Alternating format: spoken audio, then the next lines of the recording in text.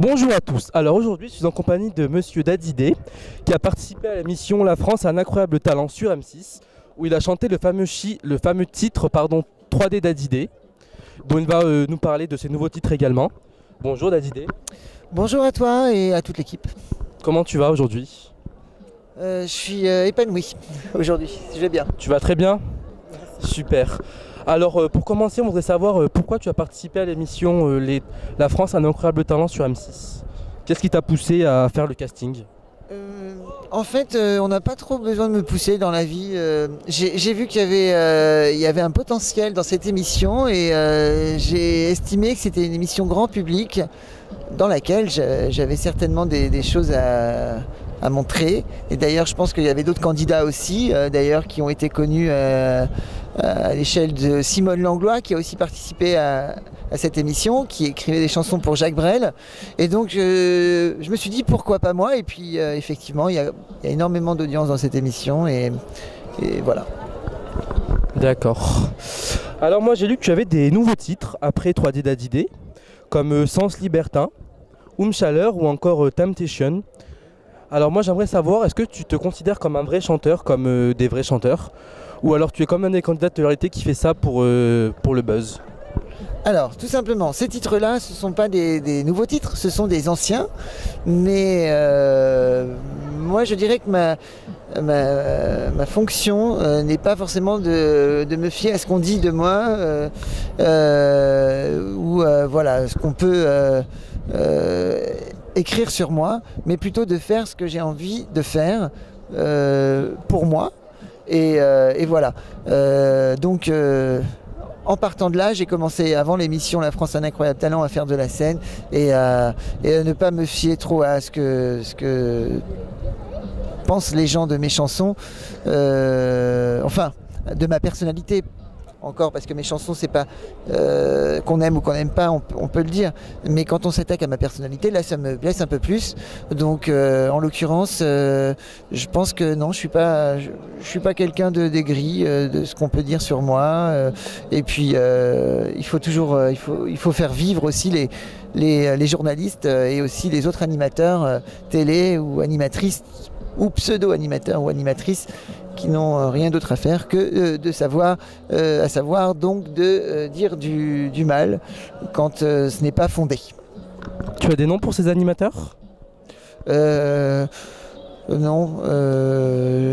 non, puisque celle à qui je pense n'est plus, en tout cas, à la télé pour l'instant, sur les grandes chaînes. D'accord. Et quand tu dis qu'on attaque ta personnalité, qu'est-ce qu'on attaque en toi?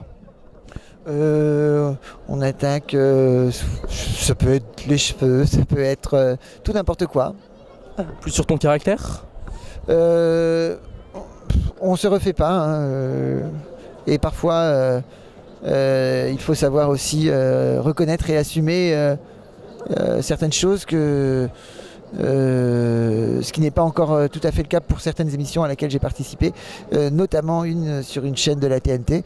Mais voilà, on apprend de ses erreurs. Bah oui, bah ça c'est vrai. Hein. Et je pense à une émission en particulier, voilà, qui est donc Ma vie à la télé. Ah d'accord. Donc tu viens de me dire que tu as fait de la scène avant La France a un incroyable talent, c'est ça? Oui, j'ai fait de la scène, j'ai fait beaucoup d'émissions, mon parcours est assez atypique. Donc comme Sophie Eldenstein me caractérisait ou en tout cas m'identifiait à quelqu'un d'atypique, je confirme. En tout cas mon parcours lui il est. J'ai un parcours très éclectique.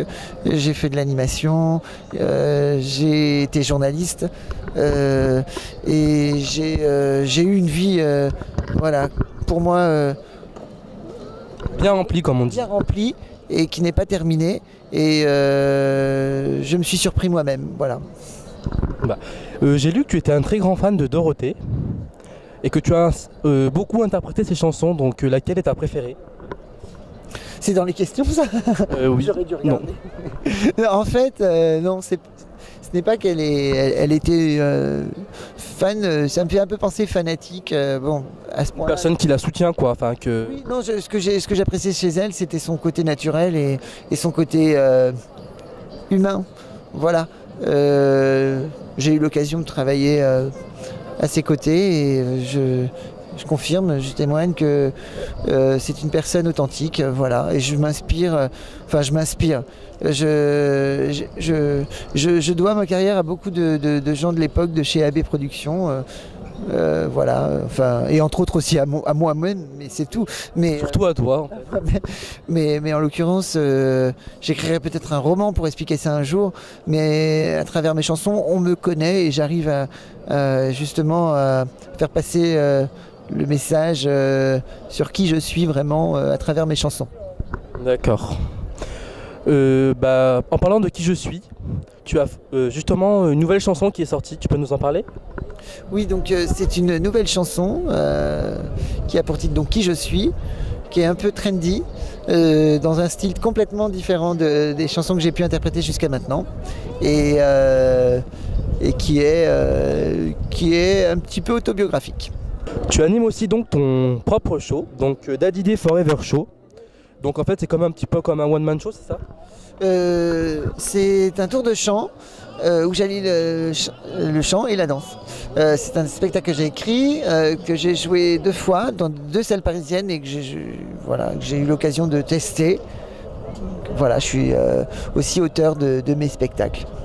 C'est toi donc qui les écris? C'est un mélange de chansons de cabaret, c'est musical et c'est un peu joué, c'est un mélange de tout. D'accord. C'est animé. D'accord, moi ça me surprend, tu vois, parce que je connais des gens que je ne vais pas citer, je ne sais pas si tu vas voir, qui font justement des spectacles en ce moment, mais qui les font écrire par quelqu'un d'autre. Ah. Donc on voit à peu près qui c'est. Bon, bah oui. Donc avant... Ouais, voilà, on va taire les noms pour l'instant. Hein. Avant de faire tout ce buzz et de trouver dans le milieu artistique, on va dire, tu étais aussi un bosseur, à ce que j'ai vu, donc comme quoi la latérité ne fait pas tout. Et tu faisais déjà des apparitions sur M6 dans le Morning Live ou encore Énergie. Comment tu t'es retrouvé dans ce milieu-là et qu'est-ce qui t'a attiré en fait? C'est une question qu'on me pose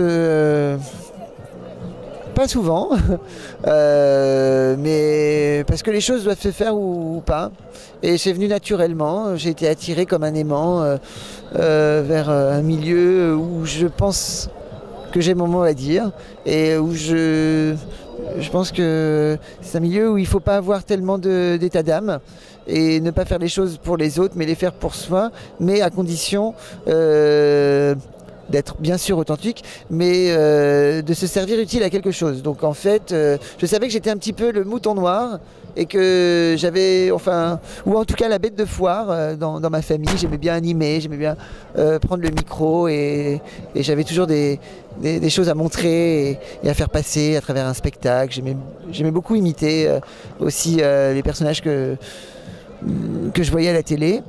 Et j'ai assisté à beaucoup de concerts et je reproduisais ça chez moi, voilà, j'imitais des chanteurs, Devant ton miroir. Devant mon miroir ou alors sur scène dans des cabarets où j'ai pas excellé, mais en tout cas j'ai exercé mon métier de transformiste.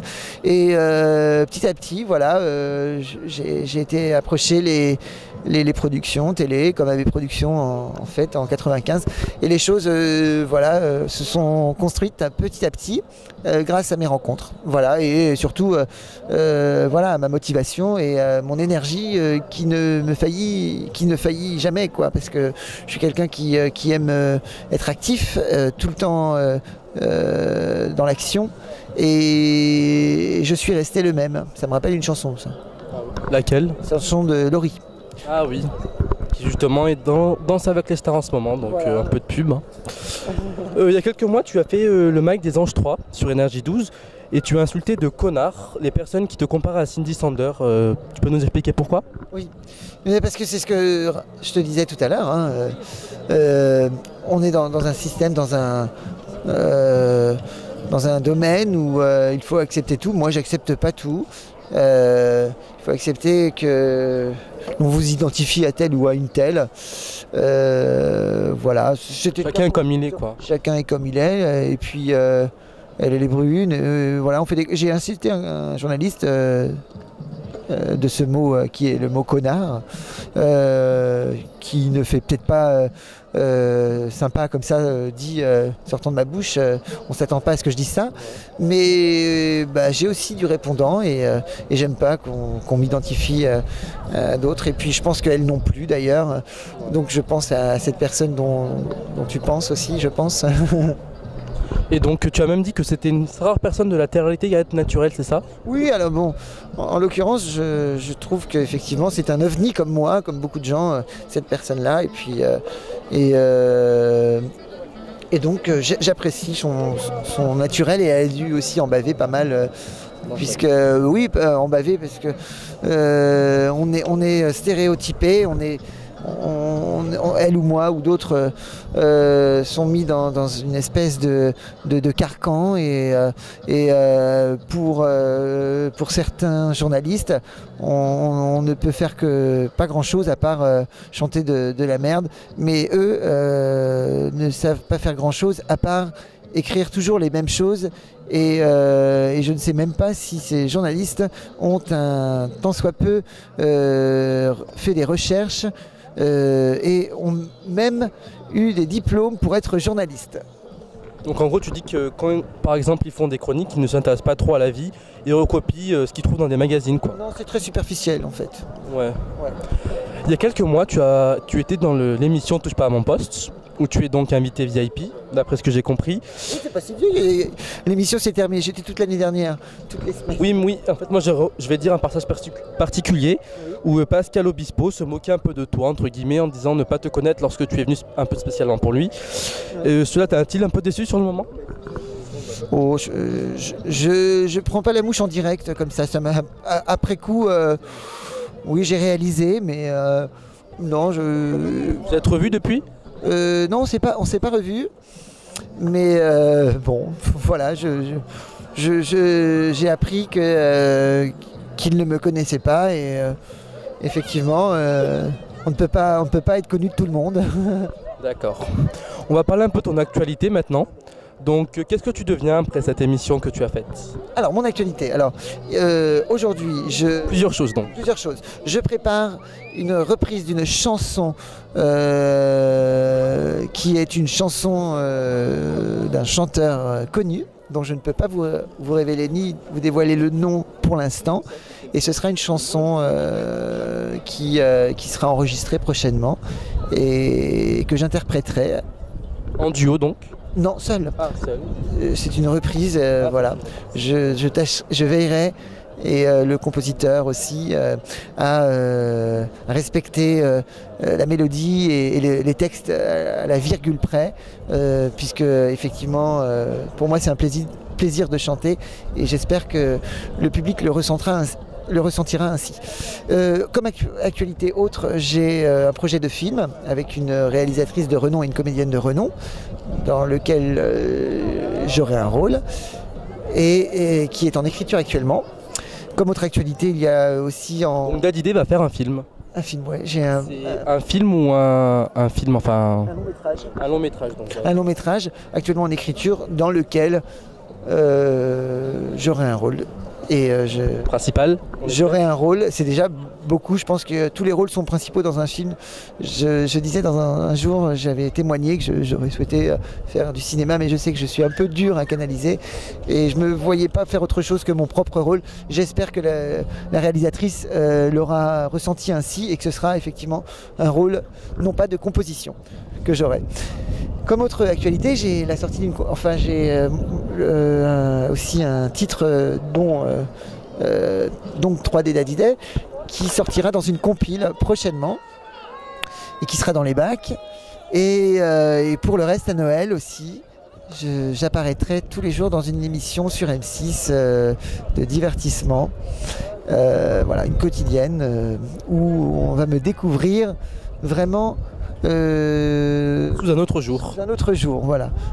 Et surtout de différentes manières. Voilà, donc c'est moi comme on m'a jamais vu. D'accord. Donc on va le résumer, donc un nouveau film, un nouveau titre et une nouvelle émission sur M6 en décembre prochain. Oui, voilà, où je ne suis que guest dans l'émission. Ah d'accord. Mais tu apparaîtras plusieurs fois. Oui, tous les jours. Tous les jours, d'accord. Sinon... Etc. Il y a des choses dont je peux parler, d'autres pas. Mais j'ai des projets toujours liés à la télé. Et donc si on peut te suivre... Je dévoilerai ça au fur et à mesure et je vous tiendrai au courant. D'accord, donc pour te tenir au courant, où on peut aller? Alors on peut me voir sur YouTube, sur les différents réseaux sociaux comme Twitter, #DaddyDay officiel, ou sur Facebook, voilà, tout ça. Tu as un site officiel? Et le site qui d'ailleurs rassemble tous ces réseaux, c'est daddyday.net. D'accord, il apparaîtra en bas de l'écran. J'ai une question pour toi. Est-ce que tu as regardé une télé-réalité cette année? Secret Story, Les Anges, Hollywood Girl, enfin une télé-réalité quelconque. Ah oui, j'ai assez apprécié le jeu d'acteurs des comédiens. Même si effectivement ce sont des acteurs qui jouent finalement un rôle en impro, puisque c'est le principe de la strip reality. Mais donc Hollywood Girl. Voilà, j'ai trouvé assez bon dans Hollywood Girl les comédiens et les comédiennes. Enfin, qui sont à la base d'ailleurs. C'est un candidat de télé-réalité. C'est un candidat de télé-réalité, ouais. Ça te plairait de jouer là-dedans? Effectivement, si je dois faire un album, d'ailleurs, ce qui est normalement prévu, ce qui était prévu, ça coûte cher un album. Donc, je pense que les cachets dans l'émission doivent être quand même assez conséquents. Donc, je dis pas non. Et je suis ouvert aussi à jouer un autre rôle que mon propre rôle, bien évidemment. Et tu as un personnage préféré dans cette émission?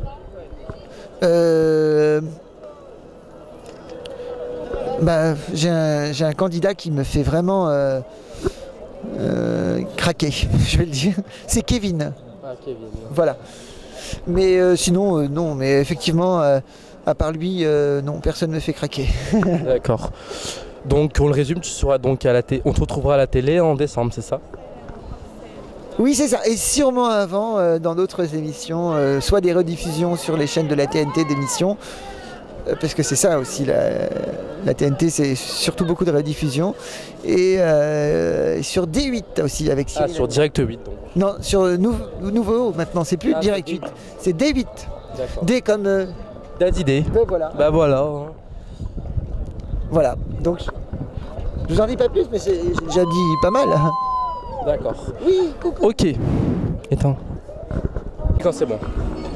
Alors, pour finir cette interview, on a décidé de faire un peu original et de monter sur un manège à chevaux. Alors, première question. Qu'est-ce que tu détestes le plus chez toi? Je dirais, entre autres, ma voix, lorsque ça m'arrive de temps en temps, la veille, alors que j'ai pas besoin de ça, j'ai pris un petit peu de champagne. Le lendemain, ma voix est un peu cassée, et voilà, plus que... Donc tu aimerais une voix grave? J'aimerais... c'est pas à ce point-là non plus, mais voilà, un petit peu modifié, si c'était possible. On a tous des choses qu'on n'aime pas plus ou moins chez soi. C'est pas plus mal. J'ai les qualités de mes défauts ou les défauts de mes qualités, un truc comme ça. Qu'est-ce que tu fais le soir avant de te coucher? Je pense, et surtout je songe à veiller que j'ai passé une journée à ne rien oublier, comme rendez-vous, comme voilà. Et surtout, j'essaie de penser au lendemain pour que ce soit mieux que la veille. Voilà, parce que chaque jour est différent. Surtout quand on est artiste, on a cette chance justement de pouvoir, et ce qui est mon cas aussi, d'avoir beaucoup d'idées et de créer, de faire mieux. Et c'est ce que je pense beaucoup de gens devraient aussi faire, penser à faire mieux le lendemain. D'accord, je sais pas si c'est parce que si on est sur des chevals, mais je pense à Jérém Star. Chevaux, pardon. Le français et moi ça fait deux. Et donc on est sur des chevaux, je pense à Jérém Star. Que penses-tu de lui? C'est pas parce qu'il chevauche des mecs, voilà, tout ça. Jérém Star. Je vois pas qui c'est. Ah, apparemment non. Question suivante. À quel âge as-tu commencé la scène? Je plaisante, Jérém, c'est... Parce que j'ai tellement réfléchi, moi, la mémoire, Alors, c'est lui qui a voulu que tu embrasses ses fesses, quoi. En boîte. Oui, alors là, c'était sûrement le jour où j'avais justement pris plus que de raison un petit peu de champagne. On imagine. Voilà, donc c'est pour ça que je m'en souvenais plus. D'ailleurs, je m'en souviens toujours pas, quoi. Non, Ça pas m'a du tout. marqué, hein. Ça t'a pas marqué. Bon, bah, on va laisser tomber pour ce côté-là. Quel âge as-tu commencé la scène pour finir? J'ai commencé la scène. Oh, bah, si c'est professionnellement parlant, il y a 17 ans, 17-18 ans. Donc, non, mais je veux dire que tu montais sur scène pour chanter Pour la première fois sur scène devant un public, en 95, au théâtre Trévise.